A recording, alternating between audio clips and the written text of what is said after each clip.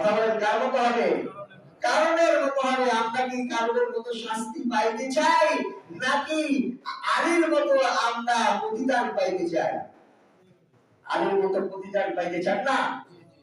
আল্লাহ রাব্বুল আলামিন বলেন আমিনু বিল্লাহি ওয়া রাসূলিহি ওয়া আনফিকু মিম্মা জাআলাকুম মুস্তাখলাফিনা ফি।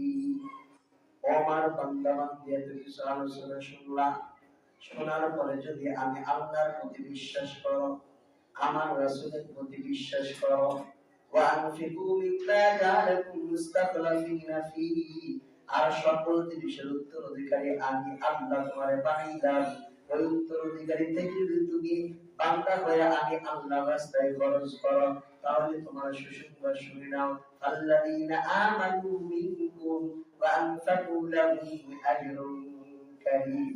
আল্লাহ রাব্বুল আলামিন বলেন, ও বান্দা, যখন আমার প্রতি, আমার বন্ধুর প্রতি যখন তুমি বিশ্বাস স্থাপন করেছো, তোমাদের মধ্যে থেকে কেউ যদি আমার প্রতি, আমার বন্ধুর প্রতি বিশ্বাস করে যদি আমার রাস্তায় খরচ করো, তাহলে তোমার জন্য আমি আল্লাহর কাছে বড় প্রতিদান রয়েছে। বলেন সুবহানাল্লাহ। কি প্রতিদান? বড় প্রতিদান। যে আল্লাহর কাছে কত বড় হবে এটার হিসাব আমরা দিতে পারবো? এটার হিসাব আমরা দিতে পারবো না। আর যদি না দেই, আল্লাহ রাব্বুল আলামিন সূরা বাকারা 266 নম্বর আয়াতের ভিতর বলেন, লাইসাল বিররা আন তুওয়াল্লু ওজুহাকুম কিবালাল মাশরিকি ওয়াল মাগরিবি ওয়ালাকিন্নাল বিররা মান আমানা বিল্লাহি ওয়াল ইয়াউমিল আখির ওয়াল মালাইকাতি ওয়াল কিতাবি ওয়ান নাবিয়্যিন ওয়া আতাল মালা আলা হুব্বিহি যাতিল কুরবা ওয়াল ইয়াতামা ওয়াল মাসাকিন ওয়া বিনাস সাবিল।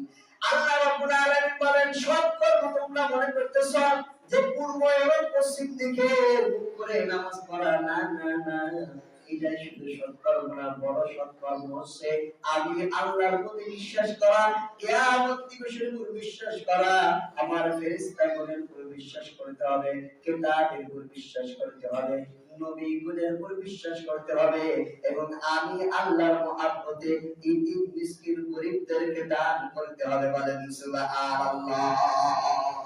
এটা হচ্ছে সবচেয়ে বড় নেক কাজ। সৎকর্ম শুধু নামাজ পড়া, সৎকর্ম শুধু এগুলা করা কিন্তু না, এই দিনের রাস্তায় দান করা এটাও কিন্তু কম বড় সৎ কাজ, এটাও অনেক বড় সৎ কাজ। যে আমরা এই কাজ করতে রাজি আছি ইনশাআল্লাহ, আসিব ইনশাআল্লাহ। যে আমরা কতদিন আলোচনা করেছিলাম এই মসজিদের জন্য একটা আইপিএস কেনা হবে, এক ভাই 5,000, আর এক ভাই 1,000, এরকম অনেকে দিয়েছে। আমরা অনেকে রয়েছে যদি না দেই, ওই যে কারণের মধ্যে কিন্তু আমার মুস্তাহিদ হবে, তার মতো কারণের মধ্যে কিন্তু আমার মুস্তাহিদ হবে। দান করলে কি হয়?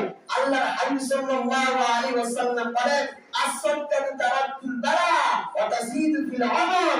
দান যদি তুমি করো, তোমার যদি কোনো বালা মুসিবত থাকে, এই দান করার কারণে আল্লাহ সকল বালাকে দূর করে দিবেন। বলেন সুবহানাল্লাহ।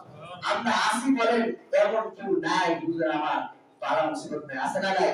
সন্তান দিয়া, বিবি দিয়া, সংসার দিয়া, চাকরি দিয়া, ব্যবসা দিয়া, আছে না নাই? যতই বালা মুসিবত করেন, আজকে একটা কথা বলে দিই, আপনি যত মুসিবত করবেন আল্লাহর রাস্তায় দান করবেন। টাকা নাই, এভাবে আছেন, আল্লাহর রাস্তায় দান করবেন। দান করতে দিকে হবে, আল্লাহ রাব্বুল আলামিন আপনার অভাব দূর করতে দেরি করবে না। বলেন সুবহানাল্লাহ। এটা কে বলছে? আল্লাহর হাবিব সাল্লাল্লাহু আলাইহি ওয়াসাল্লাম বলেছেন।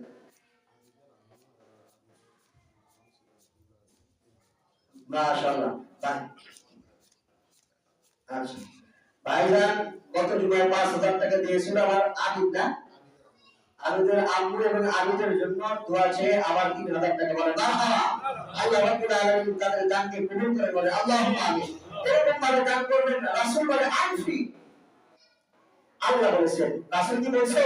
আল্লাহ বলেছে আনফি, আমার রাস্তায় খরচ করো, ইয়া ইবনে আদম, হে বনি আদম, আমার রাস্তায় তুমি খরচ করো, উনফিকু আলাই, আমি আল্লাহ তোমার উপরে খরচ করব। বলেন সুবহানাল্লাহ। আল্লাহ কেমনে খরচ করবে? বলতেছে তোমার বালা মুসিবত, টাকার ভিতরে বরকত নাই, টাকা উপার্জন করো, বরকত পাও না, আল্লাহর রাস্তায় দান করবা, আল্লাহ রাব্বুল আলামিন তোমার টাকার ভিতরে বরকত দিয়ে দিবেন। বলেন সুবহানাল্লাহ।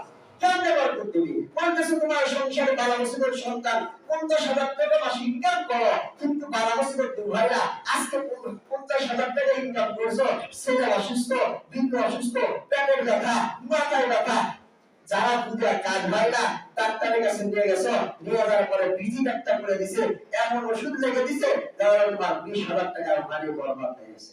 আর এই 20,000 টাকা থেকে তুমি যদি কিছু দান করে দিতা, এর ভিতরে কিন্তু গরিব মানুষের হক আছে, আছে না নাই?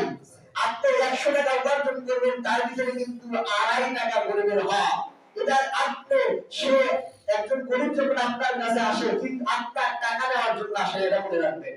একজন গরিব যখন আপনার কাছে আসে, এটা মনে করেন না যে আপনার টাকা সে নেওয়ার জন্য আসে।